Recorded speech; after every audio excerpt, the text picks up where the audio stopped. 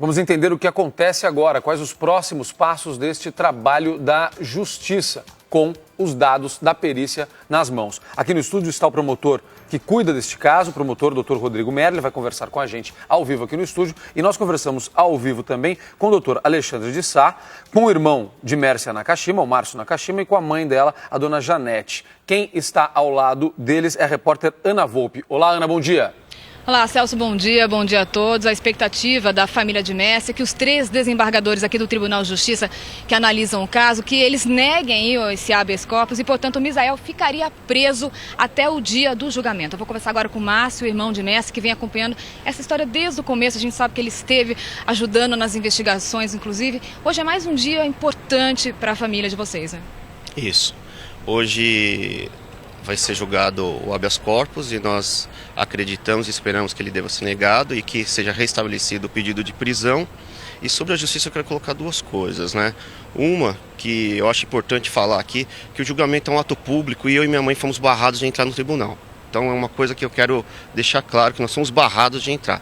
O doutor está ali junto com o doutor Ricardo, o doutor Alexandre junto com o doutor Ricardo está tentando uma autorização para que a gente consiga entrar e acompanhar. Eu não sei porque esse julgamento tem que ser com as portas fechadas ali, trancado. E outra coisa, sobre a concessão da liminar que livrou o Misael da prisão, ela invoca um princípio constitucional da presunção da inocência, né? Ela presume que ele é inocente. Então, com todas essas provas contundentes, e agora a prova da perícia, o fato dele não ter álibi, o telefone dele, embora ele dizer que estava no hospital, o telefone dele anda sozinho pela cidade, agora a perícia aponta que ele esteve no local do crime, que inocência agora. Eu acredito qual vai ser a decisão dela? Que inocência ela vai presumir agora? Eu não acredito que ela seja tão ingênua a ponto de acreditar e de reiterar essa afirmação, porque se ela fizer isso, eu acredito que ela vai estar dando uma concessão, uma autorização para que todos os cidadãos, todas as pessoas de bens passem agora a matar, porque ninguém mais vai preso nesse país por homicídio. Márcio continua aqui na discussão com a gente. Eu vou conversar agora com o Alexandre de Sá, ele que representa a família de Mércia. Primeira informação que o Márcio me passou aqui. Eles foram barrados. Isso não poderia ter acontecido. O julgamento é público, né? Nós entendemos que as pessoas da população em geral têm direito a acompanhar o julgamento. Nós entramos em contato com a diretoria do fórum. A princípio, eu acho que será autorizado sim a entrada, mas no primeiro momento foram barrados. Como é que ocorre o julgamento? Deixa a gente entender. O Tribunal de Justiça abriu as portas às 9 horas da manhã até o meio-dia. A gente já vai ter uma decisão? Até o meio-dia a gente deve ter uma decisão, sem entrar na pauta, né? O habeas corpus ele não é colocado em pauta com antecedência. A desembargadora ela pode trazer no dia da sessão. Toda quarta-feira é sessão desta Câmara. Então a gente tem a expectativa que o habeas corpus seja trazido hoje e que seja julgado pelos 3 desembargadores, não só pela relatora. Agora, se for favorável ao Misael, deixa a gente entender como funciona. Se for favorável, existe um recurso, o que pode ser feito? Olha, nós não trabalhamos com essa hipótese porque nós acreditamos que realmente será cassada a liminar e que será negado esse habeas corpus, porque há elementos que autorizam a prisão preventiva, mas obviamente que se for concedida a ordem, será sim tomado medidas pelo Ministério Público lá de Guarulhos, como também a gente estará na expectativa, estará acompanhando para a eventual decretação de uma nova prisão, se ele vier a atrapalhar a instrução do processo. Agora, a desembargadora Angélica de Almeida, que revogou, a decisão, ela participa também hoje do julgamento. Ela pode voltar atrás na decisão? Ela teve acesso a novos documentos? Como é que funciona isso? Bem, ela na primeira decisão, ela teve acesso ao pedido da defesa e ao decreto de prisão, ela não teve acesso ao processo. Logo em seguida a conceder a liminar, ela pediu informações para o juiz de Guarulhos, que lhe mandou uma série de informações, cópias do processo, então ela tem agora mais informações. Naquele primeiro momento ela decidiu que por hora não era necessária a prisão, mas ela pode voltar sim atrás. A gente também tem essa expectativa de que ela volte atrás e denegue a ordem de habeas corpus, cassando a liminar anteriormente concedida. Mas essa decisão pode não sair hoje, Alexandre. Todas as quartas tem julgamento aqui no Tribunal de Justiça de São Paulo e nem sempre a decisão sai no mesmo dia. Qual é a expectativa? Qual é a sua opinião? O que vai acontecer hoje de fato? Olha, isso realmente eu não tenho como antecipar, Ana. Pela sua experiência? Pela minha experiência, eu acho que pode ficar para a próxima semana. Não foi incluído na pauta, né? Um caso de repercussão. Normalmente a gente vê em casos que até na véspera se inclui na pauta, nesse caso não. Nada impede que ela realmente traga hoje. Mas a gente está vindo, toda quarta-feira a gente está aqui, a gente está acompanhando, que a gente quer realmente ver a justiça sendo feita nesse caso. Obrigada pelas informações e nós vamos continuar aqui de plantão em frente ao Tribunal de Justiça com mais informações. Celso. Obrigado, Ana. Aqui no estúdio nós recebemos o promotor do caso, o promotor Rodrigo Merle. Promotor, obrigado pela presença. A gente acompanhou aí a entrevista do Márcio Nakashima, está lá, também o doutor Alexandre de Sá. E eu conversava com o promotor aqui durante o intervalo, durante a reportagem, para entender o que pode acontecer nesta revogação do habeas corpus. Promotor Rodrigo Merle, esta perícia pode oferecer elementos que façam com que o tribunal mude de opinião, ajuda de alguma maneira, ou a questão não é a identificação do autor, e sim a possibilidade de prejudicar as investigações? O que acontece agora a partir dessa perícia? Pode mudar alguma coisa ou nada? Bom dia primeiro, Celso, bom dia a todos. É um prazer estar aqui novamente nesse espaço aberto ao Ministério Público, num programa líder de audiência e melhor ainda, né, ao lado aí de tantos corintianos. Obrigado. No dia do centenário do maior de todos, né, então é um privilégio realmente estar aqui.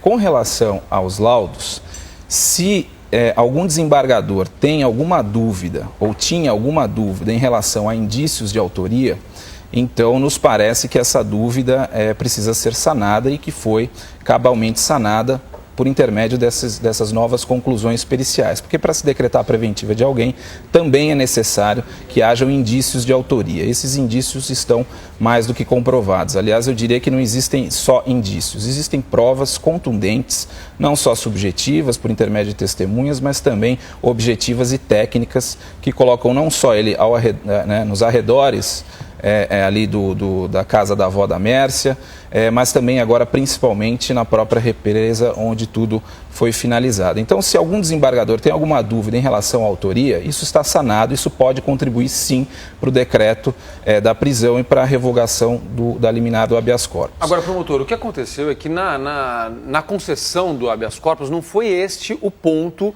que fez com que Misael tivesse direito à liberdade, não foi isso? Sim, com relação à desembargadora Angélica de Almeida, pela sua decisão liminar, ela já deixou bem claro que a dúvida dela, né, não é relacionada a indícios de autoria. Aliás, ela usou a expressão, muito embora exista a materialidade do crime, né, e indícios veementes de autoria, ainda assim ela entende que não é o caso dessa prisão cautelar. Então, pelo menos para ela, para os outros dois, a gente não sabe se existem dúvidas com a autoria. Mas para ela, pelo seu despacho, parece claro que não reside nesse ponto. Ainda que existam indícios de autoria fortes, ela ainda entende que ele tem direito a responder o processo em liberdade, o que nós discordamos. A dúvida dela reside na necessidade de ele se recolher ao cárcere desde já, porque ele representaria perigo à ordem pública, à instrução do processo e para a aplicação da lei penal. Para nós, sobre essas três vertentes, existem sim elementos concretos nos autos que nos indicam a necessidade da sua custódia. Agora, para ela, não. Para nós, com relação à ordem pública, já demonstrou ser uma pessoa violenta que costuma resolver os seus conflitos, né, não da melhor maneira, como seria aconselhável, mas sim sempre se envolvendo em ocorrências policiais, de agressões, invariavelmente contra mulheres, possui um histórico de violência contra a mulher, contra a sua própria ex-mulher, inclusive existem registros policiais nesse sentido, isso estão nos autos. Com relação ao Evandro também, ele já tem uma ocorrência policial, um envolvimento criminal por porte ilegal de arma, ou seja, são pessoas que ainda trabalham neste ramo, né, de segurança privada, particular, não regularizada. Inclusive isso também é objeto de investigação pelo Ministério Público agora, no mínimo um exercício irregular de atividade ou profissão. Creio que se formos mais a fundo também chegaremos até mesmo em extorsão de comerciantes, feirantes, isso nós vamos apurar, né? Então, sob esse aspecto, já seria necessária a custódia de ambos para a garantia da ordem pública, porque são pessoas que invariavelmente se envolvem em episódios criminais. Agora, doutor Rodrigo, segundo o laudo, como aconteceu o crime? Bom, pelas conclusões periciais dá para ter uma noção da dinâmica dentro do veículo, né? Os peritos chegaram ali a conclusões bastante precisas. Tudo realmente ocorreu no interior do veículo, né? Realmente a doutora Mércia é quem estava no volante, né, no banco do motorista. Isso deu para perceber pericialmente pela distância até do trilho, né, do assento do veículo, a dela mais próximo do painel do volante. a do passageiro mais distante. Então isso nos indica que realmente ela estava dirigindo. Pelo direcionamento dos disparos, pelos vestígios deixados no carro, dá para concluir que foi o seguinte: ele tentou dar um primeiro disparo, né, vamos supor que eu seja a Mércia, pode fazer o papel do Misael. Se você puder fazer, vai tentar me dar um disparo. O primeiro disparo, a doutora Mércia tenta se defender. Essa arma dispara, o primeiro disparo atinge o banco traseiro do Honda Fit e o projétil é localizado no porta-mala junto ao estepe. Neste disparo, quando a doutora Mércia tenta se defender e há o disparo da arma de fogo, os seus dedos da mão direita são atingidos, são esmigalhados. Isso também consta pericialmente no exame necroscópico. Como ela ficou com essa mão já inutilizada, obviamente, quando ele vai dar o segundo disparo, num gesto típico de defesa, ela tenta se defender, né, uma reação natural, até espontânea, de colocar o braço esquerdo na frente. Esse tiro perfura, né, transfixa o seu braço esquerdo e pega de raspão na sua mandíbula e no seu maxilar. A partir daí nós acreditamos que ela tenha desfalecido. Aí ele, obviamente, vestígios de sangue, partículas de osso, né, são despejadas no assoalho do veículo. Ele, ao sair do veículo, acaba pisando nesses vestígios. Vestígios esses que depois foram localizados no seu sapato junto com a alga. Quando ele sai do carro, empurra, né, entra dentro da água. Essa alga não é de fora da margem da represa. Isso foi identificado pericialmente, ou seja, é necessário que ele tenha adentrado dentro desse ambiente aquático. Sim, é uma alga subaquática, né? Então ele ingressa no carro alguns centímetros, alguns metros, ingressa na represa, empurrando o carro, e aí essa partícula dessa alga também fica presa junto à sola do seu sapato, que foi detectado microscopicamente, né? Obviamente que ele limpou, que ele tentou desaparecer com esses vestígios, mas microscopicamente foi possível identificar esses três vestígios.